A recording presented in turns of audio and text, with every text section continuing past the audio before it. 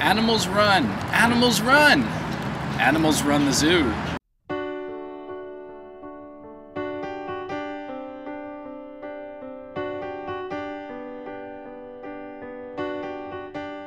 If you see all the different creatures as God's creation, and coming to a zoo, or going to, even better, going to a place in the wild, but for those of us living in cities who can't get around that much, coming to a zoo is like going to church.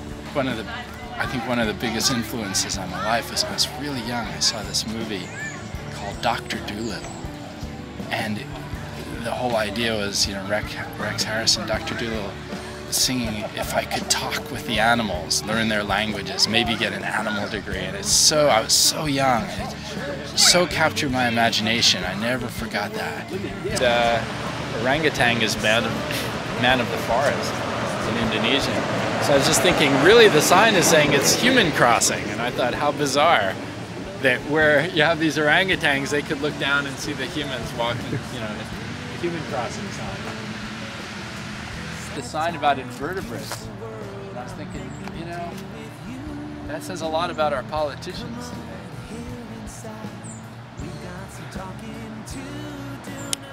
I think that's the brilliant part about studying chimpanzees and why it's so important to help keep their species from extinction, is because it teaches us as humans a lot about our own social structures and who we are.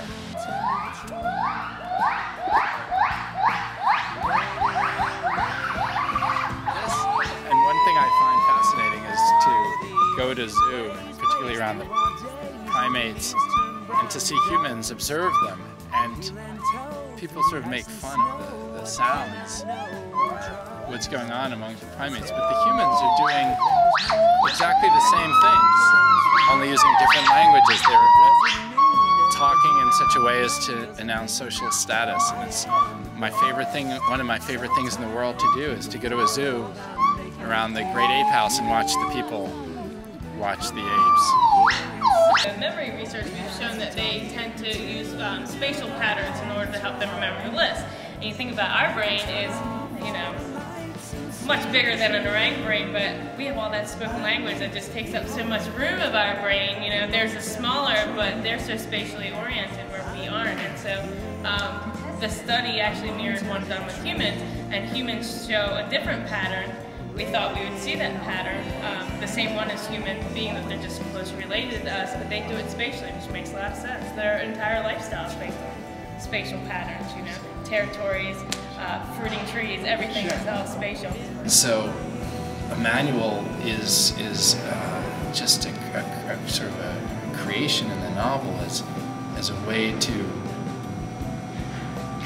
try to get into the brain of a creature that may not be fully human, that you as a reader hopefully can relate to.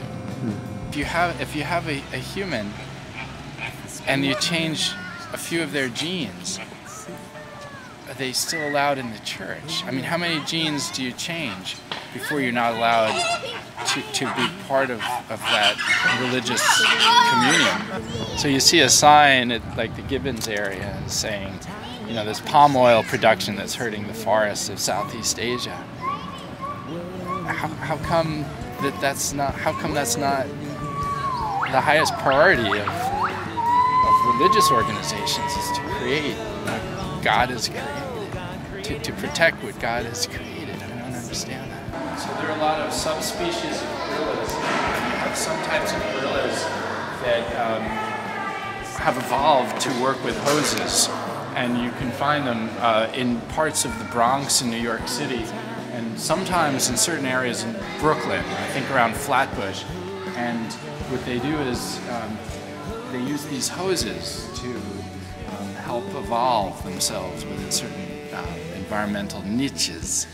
And you can see this one here has these specialized boots. They're called welly boots.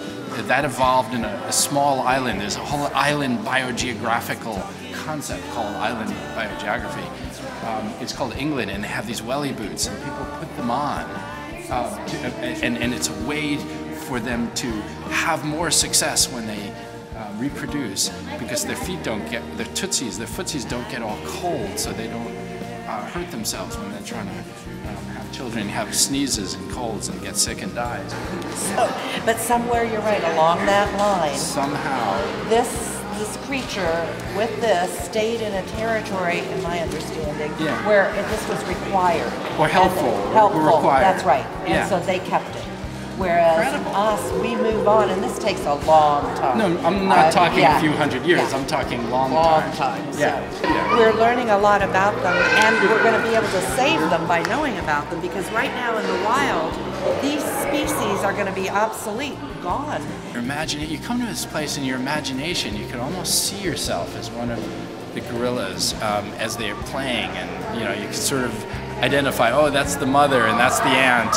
And so as a human, you can come in here and identify with one of these creatures. And in doing so, in identifying, you're really crossing the line.